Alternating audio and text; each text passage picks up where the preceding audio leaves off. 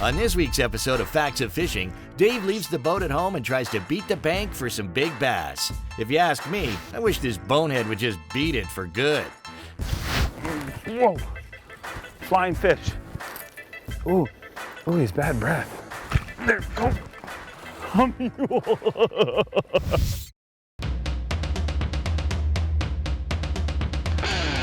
I'm Dave Mercer, pro angler and all-round fishing big mouth. Today, I've got one day on one body of water, and I am surrounded by cameras.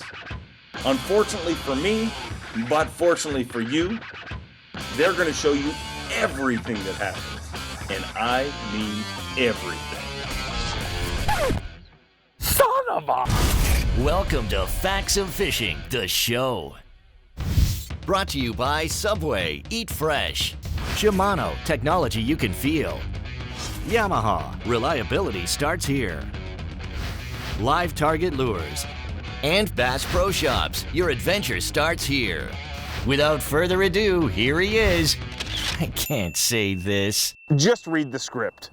The world's greatest angler, Dave Mercer.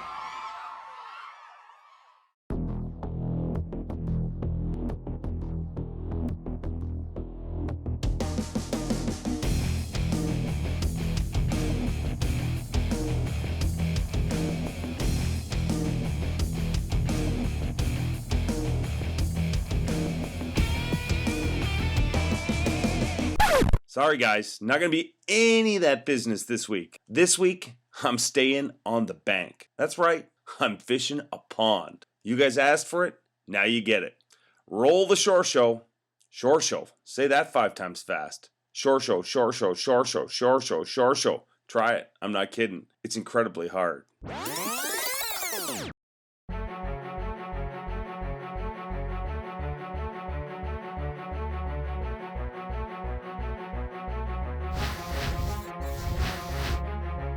Hey, you know, one of the most important things when you're fishing from shore, whether it's a river or a pond like we're fishing here today, is you have to tread lightly. Noise is a huge key. Whenever you're out in the water in a boat, we always talk about using your Minn Kota and just slowly creeping along. Well, now we don't have our Minn Kota, we have our feet. But don't get excited and come thumping along the shore. Just sneak up on these fish. And yes, that's right, in case you noticed, I am definitely using a creepy golf announcer voice, but if it helps me catch fish, I'm cool with that. Another little key with this style of fishing is these lure wraps. It really is key. If you're gonna be walking around, lure wraps are important when you're on the boat, but if you're gonna be walking around, all those treble hooks are swinging back and forth close to your thigh. Really important. Anytime you're using a treble hook bait, when you're walking the bank, get a lure wrap on it, or else you get a bait in your butt. Now, I don't care who you are or what you're fishing for, where you're from. Baits in the butt are no fun. Avoid the bait in the butt. Fishing on small bodies of water is no different than, fishing on giant lakes. I always try to start with a fast-moving bait, something that I can cover water with really quickly. And right now, I'm just using a little wake bait. It's basically this, little live target tilapia. And it's a jointed bait. It's got a crazy little action on it and lots of thump, and you'll see that on the end of my rod, just boom, boom, boom, boom, boom, boom, boom, boom, boom, as I reel that bait back to the boat. But what this bait's gonna do is basically give me a pulse, give me an idea of what kind of mood these fish are in. If I can catch them with a fast-moving bait, hey, that's always gonna be my first choice.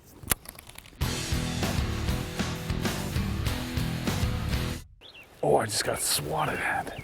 Had a few fish swat at this little wake bait, but the way they're chasing it, it's like they want something slower. And as I always say, it's a never-ending learning experience. There is no set in stone approach to fishing. There's certain approaches that work, but fish change hour to hour, day to day. There's fish. Look at this little punk. You are not large enough for this television show. What are you thinking? Get back in there and grow.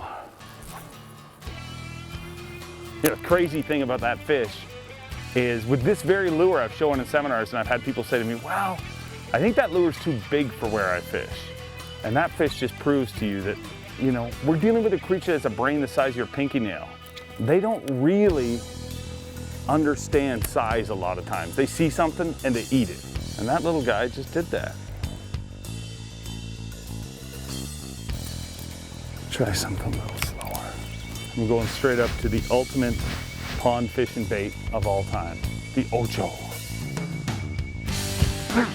Fish. Oh, a little guy. Told you this is the ultimate pond fishing bait. I can't say no to the Ocho. There it is. I'm cheap, so I'm going to use the same bait over again. Whoa! Flying fish. Nothing to see here, folks. See, now if that fish was bigger, that hook set would have been perfect.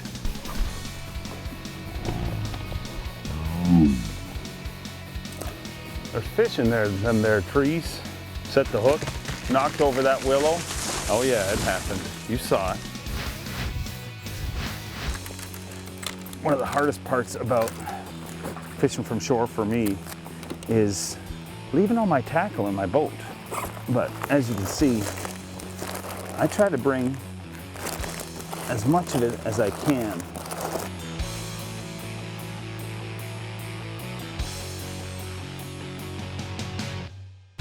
There, go. Oh. Look at that thing. Oh boy. Mule. You know, most people when they come to a pond, they just assume, hey, we're going largemouth fishing. And while this thing is majority largemouth, as you can see, I can't get away from smallmouth. Come here, dude. You are a giant. Look at the size of that dude right there. Ooh, an absolute mule. I threw that little Swimmin Jig through there and he could not resist it. Man, what an awesome, awesome fish. I don't care where you go bass fishing, that right there is a big smallmouth bass. Especially from a pond. One sexy, sexy looking smallmouth. Get him back in.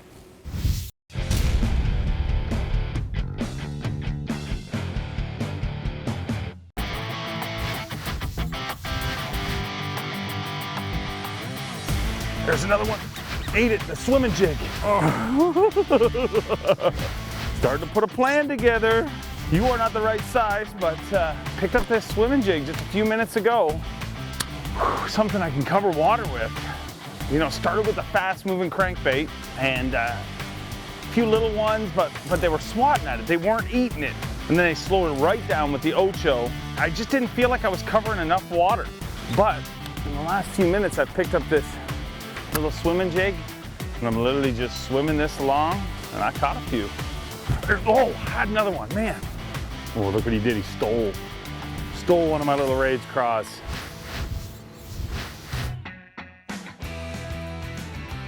How come the one you're looking for is always the last one? That's not the right color, but it'll do. How I rig these little Rage craws is I just bite a little bit off, you know, maybe an inch, and feed it right back up there. Again, you want to make sure that it is totally straight because it will affect how your bait swims through the water. Kind of like a mix of a crankbait meets a swim bait. I mean, all you do is fire it out there, let it sink a little bit, and you can either, you know, straight up reel it or just pump and reel it. But you always want to be moving it. It's not like fishing, you know, a flipping jig where it sits on the bottom. You always want to be moving this along.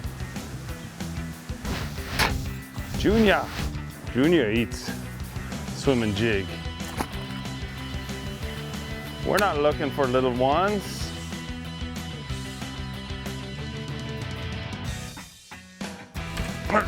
Giant fish. Oh. Look at this thing. Oh, this right here is a pond hopper. Oh, come here, dude. Oh, little big wallowing pig. I think he's about 3. Get him. Look at the size of that mule right there. Look at how he ate it. Exact same as that small jaw, right on the top of his yab. And that is exactly where you want to fish to eat your jig. If you can have it, because it's really tough for them to throw it there. That's hard bone, and you get in there and you got yourself a fish. Man, what a day. Giant small jaw, and now big old largoony. Pond fishing. I tell you what, I'll go pond fishing any day if I can catch fish like this.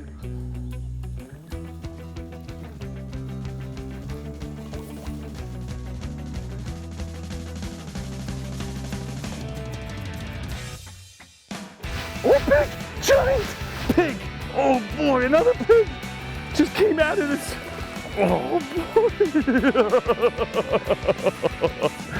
Man, oh man, what a pig! Oh, come here! Are you kidding me?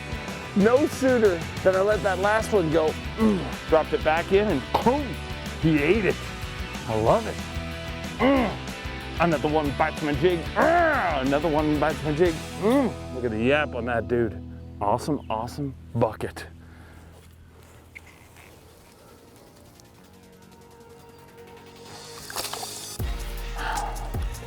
See ya. Man, this is the coolest thing about the sport of fishing, is just figuring them out. You know, all the time people ask me, what's your favorite place to fish? What's your favorite kind of fish? And really my answer is I've probably fished bass more than anything else. My favorite thing about fishing is cracking the code, figuring out what they want. And today is a prime example of cracking that code. And people think, that's only something you do on a boat with all sorts of electronics and craziness. Well, even fishing a pond like this, that doesn't get a ton of pressure, you gotta crack the code. And we started with a fast moving bait, got a little reaction, slowed it down, and now keyed in on that Swimmin Jig, and they're munching it.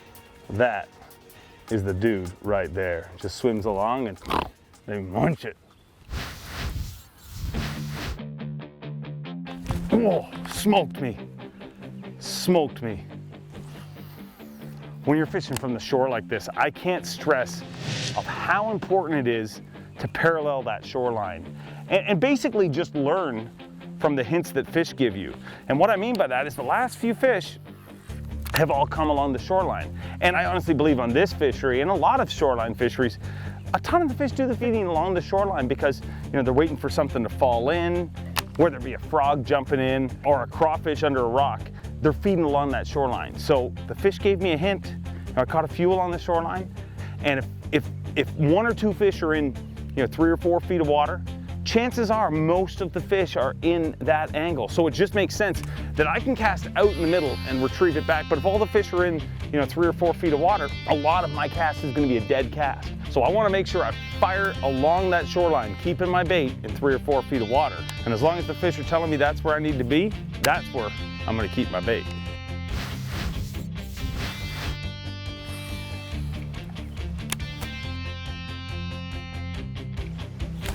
Oh, giant. Oh, look at this thing.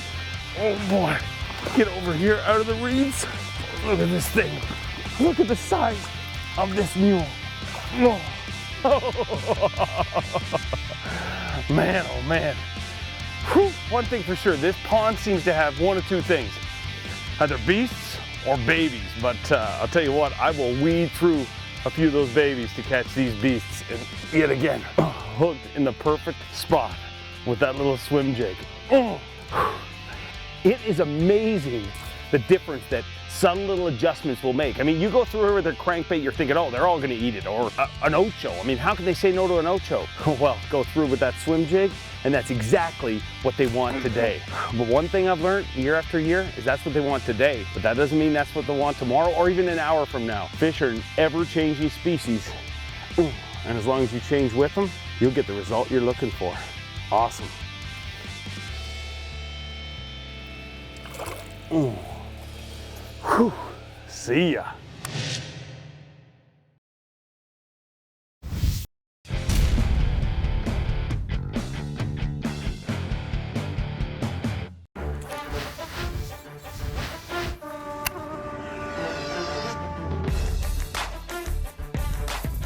The real key when it comes to swimming a jig like I am here today is you have to get that word jig out of your head. I mean, I'm popping it every once in a while and jigging it a bit, but when you think of a jig, you think of a bait that you're, fishing off the bottom like this. Not at all. When you're swimming a jig, cast it out, and it's more like, a crankbait or a spinner bait, basically.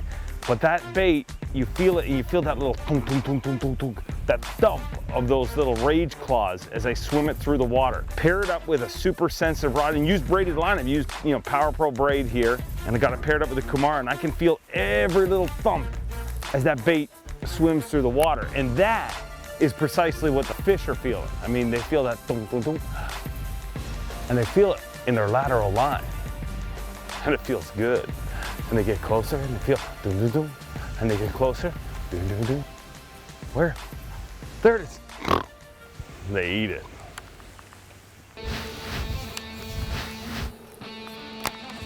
You know, one of the keys with this style of fishing is basically just fishing what you have in front of you. And what I mean by that, when you're in a boat, a lot of times you'll key in on certain patterns. You know, hey, we're catching fish off of wood, or we're catching fish off of boat docks, or we're catching fish off of reeds, and you have the, you know, the luxury just to fish that type of structure. But when you're stranded on shore like I am here today, you do not have that luxury. So a successful shore angler learns to fish what they have in front of them. And you know, no matter what it is, I mean, I'll swim this jig along in open water. If I see some reeds, I might dunk in those reeds. I throw up against a dock, tickle it over some rocks, whatever's in front of me, I'm gonna fish. I'm gonna take advantage of my time here on the water. And although I can't be as picky as I would be in a boat, I'm gonna fish what's in front of me. And as you can see, the results are working out so far. Oh yeah, another real important tip. Bring your rain jacket. I mean, these are the simple things that I leave in my boat and take for granted. But today, as a shore angler, no rain jacket, not smart. Truly not very smart at all. I don't think this rain's going away.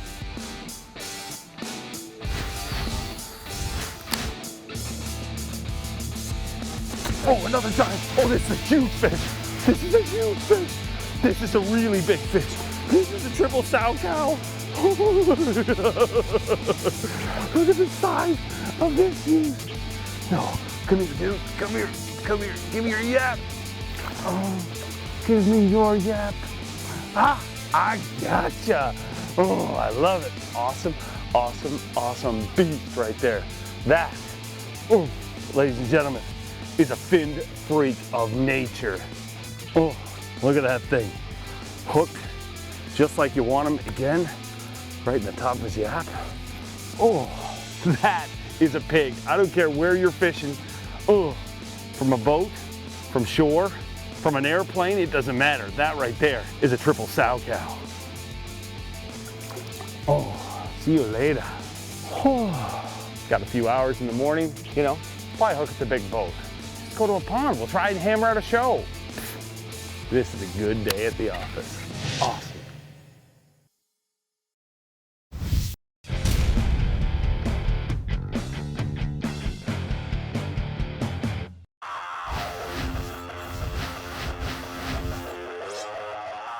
Maybe they want the crank now that it's raining. There we go. Smoked it. Man, oh man, this is a lesson in fish biology today. Oh, I started on the crank and you know, wasn't really getting a lot of reaction out of it. Switched that Swimmin Jig, started catching a bunch of fish. Now, believe me, this is not a big fish, but it's amazing how fish change. As I always say, day to day, hour to hour. This rain has started, picked up the crank, and I just swam that jig through here for the last, 20 minutes with nothing. Pick up that crank on the second cast, dunk, I catch one. There's another one, there's another one. You're kidding me, man. Now these are all little fish so far. But if you're watching it happen right here, this is what gets me going about fishing, figuring them out. One of the coolest things about this little tilapia wake bait, and the reason that I tied it on this morning, is its versatility. If I steady retrieve with my rod tip down, it'll go down about a foot. Now, if I put my rod tip up, it basically turns into a full-on wake bait and sits right below the surface. Why is that such an advantage when you're fishing from shore? Well, think about it. If I get snagged halfway back in a boat, I just go to the other side of it and pop it off. I can't do that when I'm fishing from shore. So what I'll do is I'll just crank that bait along, and if I start to feel it, hitting the bottom and I start to get concerned like it's gonna get hung up, I just point that rod tip up and turn it into a wake bait. So basically what it does is it makes your entire cast effective. Not only effective at not losing baits, but it looks good to fish, no matter what you're doing. Whether you're waking it or cranking it, it works. Come on, just give me one 5-pounder on this thing. It'll be phenomenal. Oh, big fish. Oh, he smoked it. Smoked that crankbait. Look at him. Wallowing beast. He smoked that little live target tilapia wake bait. Come here, dude. Come here. Look at that dude right there. Awesome. If today's show isn't a lesson in fish biology, I don't know what is. You always have to change with these fish. Don't get stuck thinking this is the one lure that's going to catch them all the time. There's no one bait that works all the time, but there's a whole bunch of good baits. And we have gone through a few of them today. Of course, the Ocho is a great bait. Then we had most of our action come on that Swimmin Jig. But the bait we started with, that little live target tilapia, seems to be the ticket this afternoon. As soon as that rain started coming, they're on the munch for that crankbait. Fishing in the rain, it doesn't get any better than that. Get out to your local pond and lay the smack down on some of these bad boys.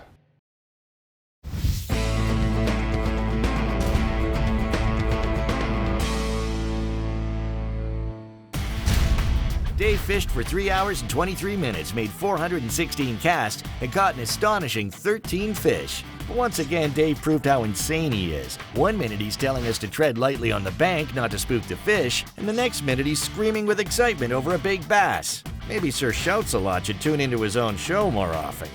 And that's the score.